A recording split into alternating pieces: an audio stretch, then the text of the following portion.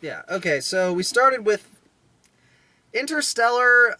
We didn't get like a full trailer, but we both want to comment on how it seems like the more we see of this movie, the more time and space they seem to be spending. Whereas I remember the first time I saw this trailer, it looked like half the movie was going to be in Cornfield, Nebraska. The more I see the film, the more I'm thinking this is going to be a 4-hour long, very boring soap opera. Yeah, I'm with passing. Good sci-fi pictures.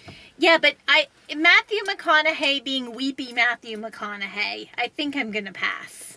I'm just, it doesn't look like it's gonna be a horrible film, but it looks like it's gonna be pretentious. Speaking of, we saw a trailer for, I believe, a TNT show. Oh yeah, no, it was a sci-fi show. Sci-fi. Okay, this was like way before the movie got started, but basically what it is apparently in the 1960s, the United States developed a deep space colonization spaceship, put a whole bunch of smart people on it, and threw them into space. We're catching up with them 50 years later, and society is breaking down because one lady in her underwear got murdered, because of course it was a lady in her underwear. Oh, and very distinct class system between rich the people working at the people top. It's a post-apocalyptic theory of the really rich and the really poor. Rapture. Think Rapture in BioShock. I was thinking more post-apocalyptic when you look at Pan Am from Hunger Games, but it's the same general principle, race tensions, only this one's set in a completely unrealistic... Spaceship. Yeah. I would not be able to watch this because, first of all, I know for a fact that even today we do not have the technology to send a populable number of people, enough of them to commingle and breed into space at once. We can't do that. But okay, fine. I'll go with you on that. So, why does the inner workings of the spaceship where the working class people keep it running look like a boiler room? It looks like the Titanic. I'm sorry. It looks like the Titanic. And I'm just like, we both said it. It looks way more like a one-off shot of Doctor Who. Or maybe a two-part episode. But enough to fund a whole series? There's not enough story there. Or more than one series, like the second series. You're gonna devolve into cliches so fast. It is. It's basically a soap opera with one murder set in. This is gonna be wonderful. Anyway, we wanted to talk about that because we both thought that was gonna suck. But when we mentioned Interstellar, it was a it does a little similar to Interstellar with the whole colonizing thing. Okay. Okay, so next we have the Stephen Hawking biopic, the Theory of Everything. Okay, Stephen Hawking's, for those who don't know, is the guy in the wheelchair with the robot voice, and he had muscular dystrophy that should have killed him in about 5 years when he was diagnosed at age 20-something. He is now 50. He is still losing muscle control, and it's even difficult for him to talk into the robot thing anymore, or even communicate with, like, typing. He's dying. But he's lived a lot longer than he should have, and he's got a really interesting life story. He has 3 kids, for those who didn't know. He's also one of the smartest men on planet Earth. Yeah, because he can't write anything down. He has to keep it all up in his head. So, making a biopic of that guy? Nice idea. It's looking like it's going to be a little bit like Beautiful Mind. It looks a little... The romance It looks a little overwrought Yeah. in terms of they're going to romanticize the hell out of it, but the base story of this guy's life is so interesting that it should still be worth seeing on some level. It should be a really good film. Now, I've heard bad things about the guy playing Stephen Hawking. Really? I've heard some good things about him, but... I haven't heard them from many sources, but, and I also haven't heard much about this guy, but apparently he hasn't done enough. I don't know. He's the performance I saw in the preview certainly didn't look bad. This is going to be an American test of British actors. There are lots of things coming out with British actors, so if you like British actors, you're in for a wonderful year coming up. Woo! After that, we have 50 Shades of Grey. I'm sorry. I can't wait! Okay, and here's the best part. When is it coming out? Valentine's Day! I think we just have to go to laugh at all the happy couples out there. The worst thing that could happen to this movie is be boring.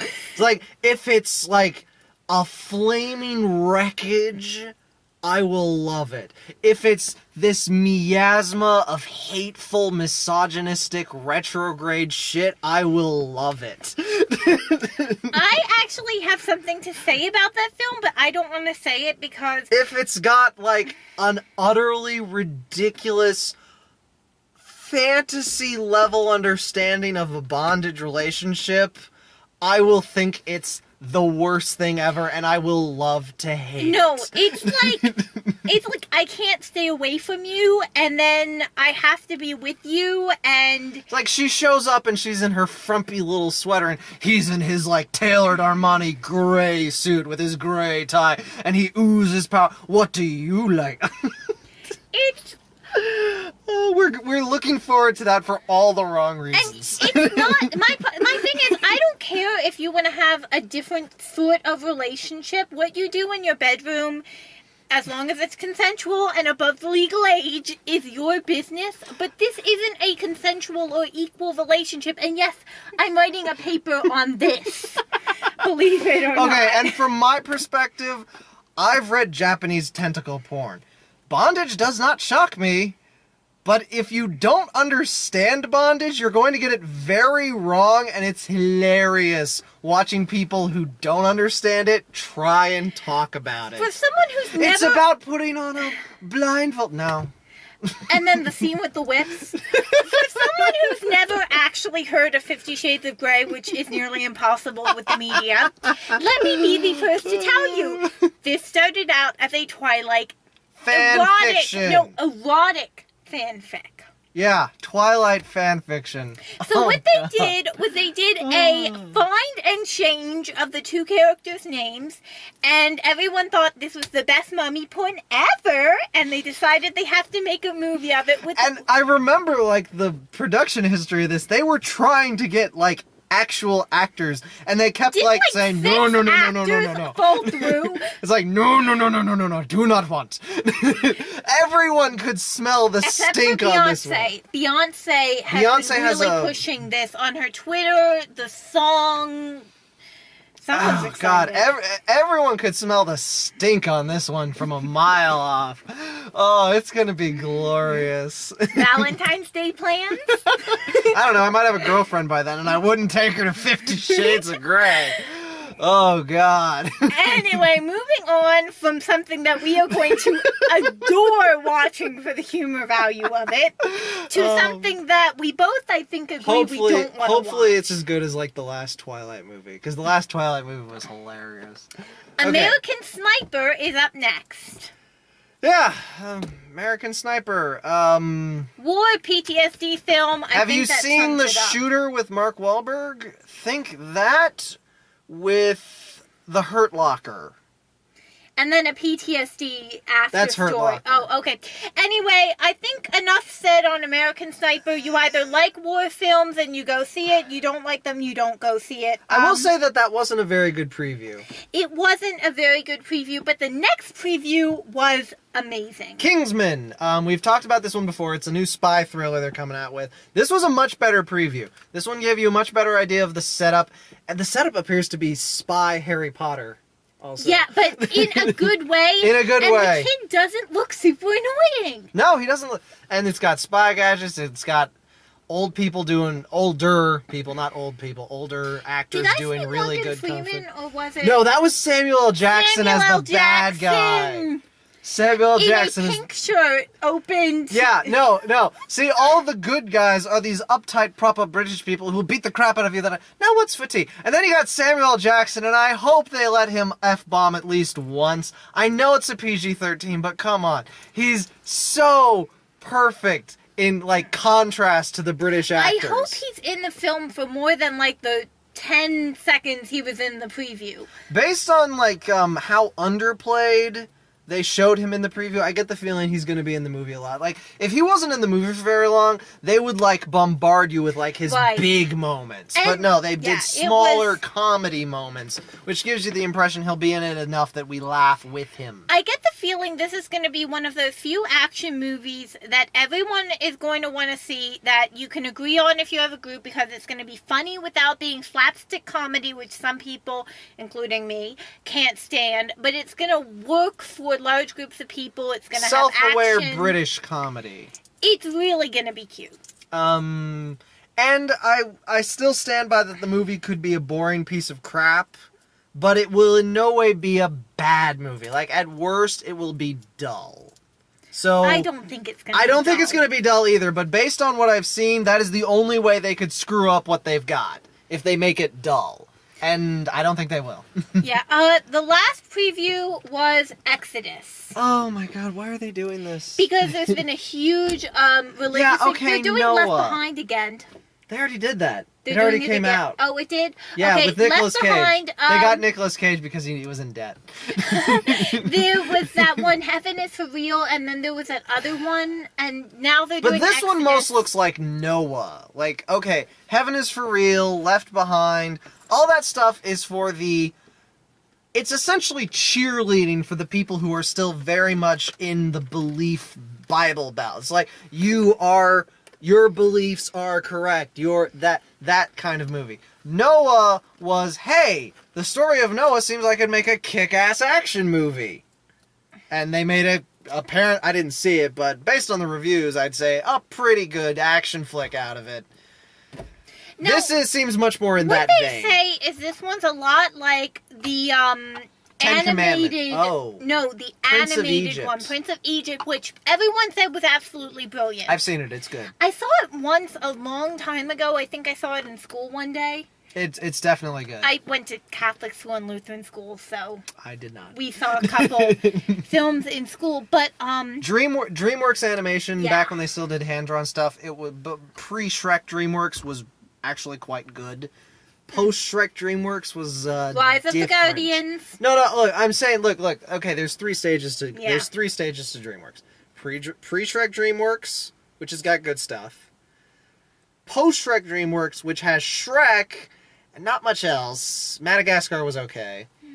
And then there's, I would call, post-Kung Fu Panda DreamWorks, Yeah. where they regained their form and started making actually, like, legitimately good movies again. They still toss out a stinker every now and then, but... Yeah, I loved Rise of the Guardians. I thought that was really well done. I need to see that. I need to see that for the Sandman and for Alec Baldwin as Santa. He actually was really good. Yeah. But yeah, Exodus.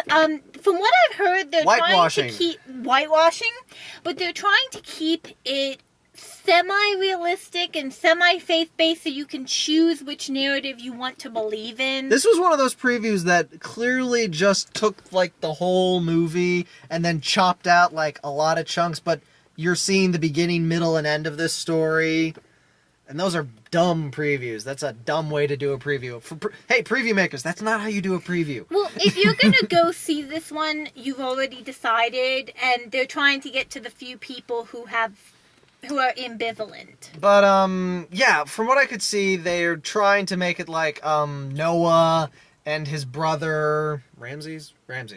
Noah and his brother... Moses. Oh, Moses and his brother were butting heads, and he was trying to free his people, and he was trying to be the upriser, and then God talks to Moses and tells him that shit be about to go down in Egypt, and it best if you get your people out. And so... And then I can see what you're talking about when you say they're going for a more scientific approach. They claim that the sharks or alligators Yeah, are what caused the river to be red. with blood because everyone got eaten by They're alligators. trying to do the parting of the Red Sea created a tsunami-based effect. And they're trying to go for ways where it might be feasible and shy away from the religious while still being religious. And they're trying to do Prince of Egypt. Yeah, and that's a bad idea. Because, okay, Prince of Egypt worked because the two brothers grew up and were brothers. Like, they had fun together. They played off of each other well, and then they come back together as adults. They want to be friends. They want to be brothers. They can't. And it's got a lighthearted tone outside of the heavy biblical image, which you can't really get around. No. And, okay, so we have that version. A kid's version of the story of Moses that works way better than it should have. And then we've got 10 Commandments. Yul Brynner. With Charlton Heston. Like, some of the biggest name actors ever.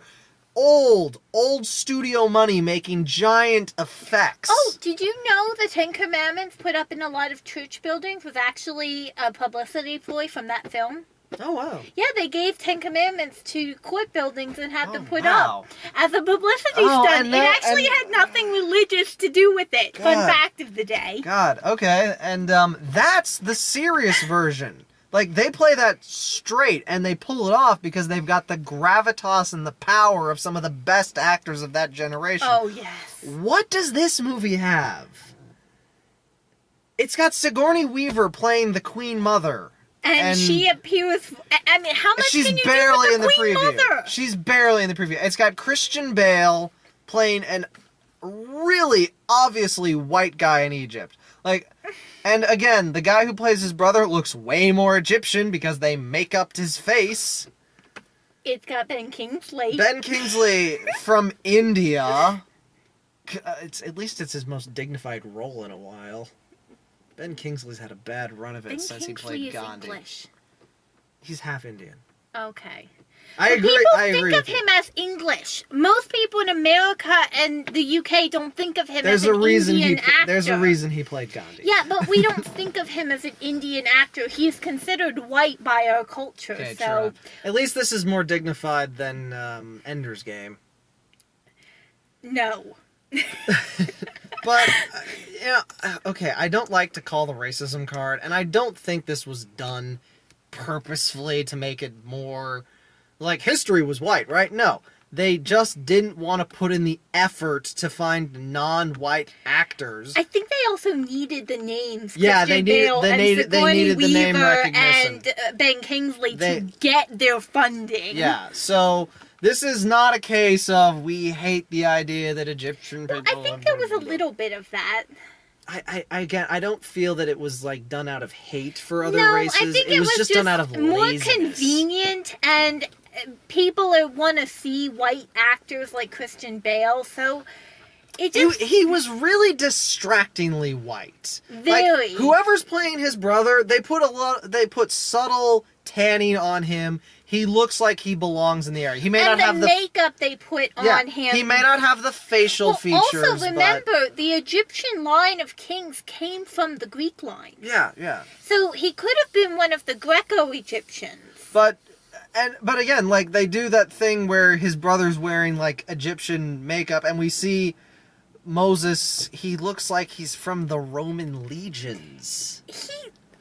It doesn't work. It doesn't work at all. Like, like they stand next to each other, and it's like, are these Roman people even, Legionnaire. are these people even in the same movie? Like, their costumes just seem wrong. And Sigourney Weaver looks horrible. Yeah. I mean, I love her. Don't get me wrong. She but doesn't. She She looks doesn't have the horrible. hair or the face to play an Egyptian. She does not. She is very Her voice fuzzy is hair. long for the role. She's a very Her- fuzzy-haired She's a very fuzzy-haired brunette white person. She looks like a Roman concubine. She doesn't look like she belongs as the Queen Mother. No. I mean, I think she could play a queen, not an Egyptian No, queen. not an Egyptian queen. I'd love to see her. As you can see, we have strong feelings about this movie before having even seen it. That's never a good sign. Because I think if you do a film like this, it deserves to be told better. And it's These not- stories are rich with history. These stories are the history of a people who have been gone for thousands of years. They deserve some respect if they're going to, not even from a religious angle, from a historical angle. These people deserve respect and better than This isn't like with Noah. Okay, everyone who was in Noah was white, but you know what? Noah is so friggin' long ago, and it doesn't have the very clear distinction of Egyptian people in it. Noah, you can transpose. You could make a Japanese Noah if you wanted.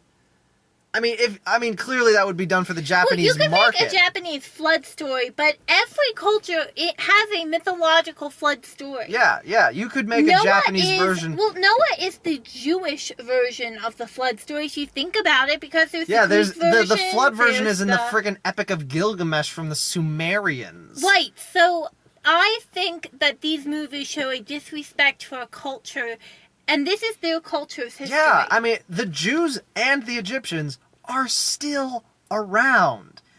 America has existed for two and a half centuries. 2.5 centuries. Those countries have been around for a long time. Literally thousands of years. And now we're making a movie where we cast none of them.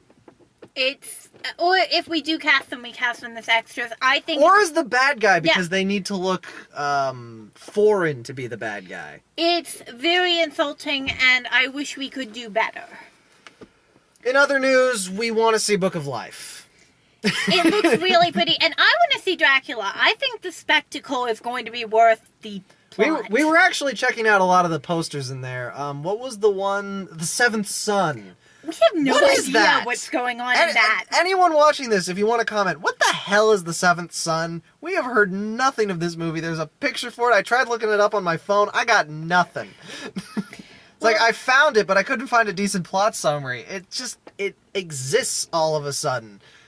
I've heard nothing. I've heard no chatter about it either, so... It's so weird for that to happen with movies nowadays, and it's usually not a good sign. Usually you at least hear their title, or you see an actor and you're looking at their credits and you see the title of it, but for neither of us to have heard anything about it is weird. It's bizarre for it to fly this low under the radar. I mean, it's not like we're movie critics and we troll every movie release ever, but we keep our ears to the ground. There was also Into the Woods. Into the Woods. More Disney revisionism. It's actually not Disney revisionism. It's Stephen Sondheim. Yeah. Sweeney Todd. Interesting. Sweeney Todd was a good movie. Sweeney Todd does fairy tales. It's brilliant. Disney now has their hands on it. They swear they're not making changes. But they put Johnny Depp in it. Johnny Depp is a decent actor, though. I know. He wants to be, Yeah. and is not being directed by Tim Burton. And he did, and his name was last on the credit list, which gives me hope for mostly But a it's cameo Meryl level Streep. appearance. No, he's not a cameo. Meryl Streep's playing the witch. Meryl Streep is always good. Yeah, if you've seen any of the concept recordings or any of the celebrity versions of the musical, Neil Patrick Harris was in it. God. Yeah, it's absolutely brilliant. So everyone who loves musicals, keep your fingers crossed on this one. There was also John Wick is out now. I'm a little interested in that one. It's an action movie that claims to just be about having an action scene. Now, wasn't this the one where his choreographer directed him? Former stunt double directed him? You were thinking 47 Ronin. I know he has a new one coming out where his stunt... I know ever since The Matrix, Keanu Reeves has had a very cozy relationship with stunt directors, and he makes movies with them on occasion because they're his friends and they like making action movies where they can flex their choreography muscles. And from what I've heard, there's really good choreography in John Wick. I think this is the one. Correct me in the comments if I'm wrong, but I think this is the one where he was directed by his former stuntman. Possibly. Well, I think you might be right on that one, yeah, now that I think about I it. might on that one, but I might be Other wrong. than that, I don't recall anything Annie? jumping. Oh, Annie. Annie's coming. Mm-hmm. It was a singing poster. Like there were buttons you could push for the songs. Hard Knock Life sounded good, and then Tomorrow sounded weirdly We're chipper. hoping it's going to be a reprise. It wasn't a good recording or anything. It's not like we're trying to say we know what the songs are going to be like. But no. Well, the we do one know what Hard Knock Life is going to be like. It was in all yeah. the major commercials. But the We're version going we to go heard see didn't inspire confidence. we're going to go see it, Yaya and I. Well- So hopefully we'll actually enjoy it. And the last one I remember pointing out was the SpongeBob movie. Fine. I've never understood the appeal of SpongeBob. Ever. But fine. Oh, If the and Teenage Mockingjay. If the Teenage Mutant Ninja Turtles are going to get the piece of shit adaptation they got, at least SpongeBob isn't being grittied up.